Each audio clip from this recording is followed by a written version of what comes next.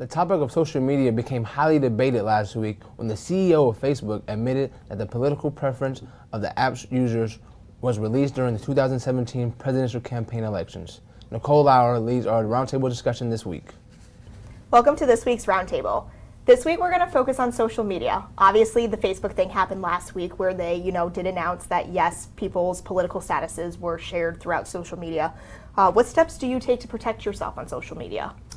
Me personally, social media is all fun and games. You don't need to take it serious, so you don't post something you wouldn't want, to get out there and it hurts you in the future, you know what I mean? So that's how I see it. Yeah, so for me, I really keep my social media really simple. Only social media I use are just Facebook and Instagram.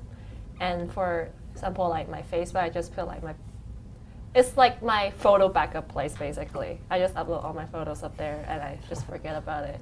And then if one day I just want to find those pictures, I just go back to my Facebook and that's all I do on there.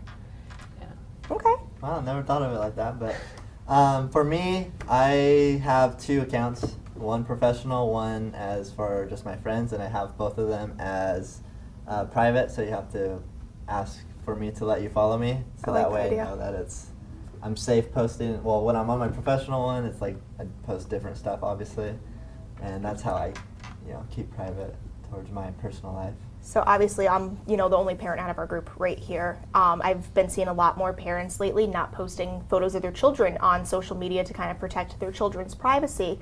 I haven't taken that same step. Is that, something in the future that you could see yourself taking that step and not posting your children on social media because of everything that's starting to happen?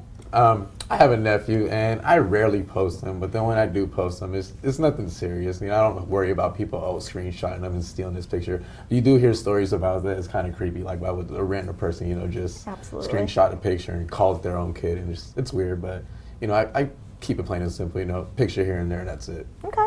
Nikki? Yeah, for me, I actually have a lot of friends that have kids, and some of them even have more than one kid. I don't know if it's because of different cultural background, because most of my friends are maybe Chinese, Asians.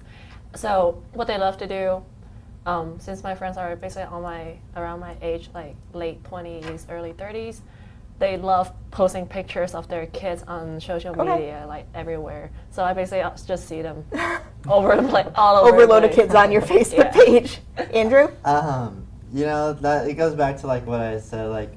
If you keep your stuff private, your friends aren't going to be screenshotted and put it on another site or do something dumb with the picture. So Absolutely. I think that's the first step in what people should do. Stop worrying about the followers and having anyone follow you, whoever you want, because that's how it all starts. Okay, now to wrap up roundtable, higher up officials.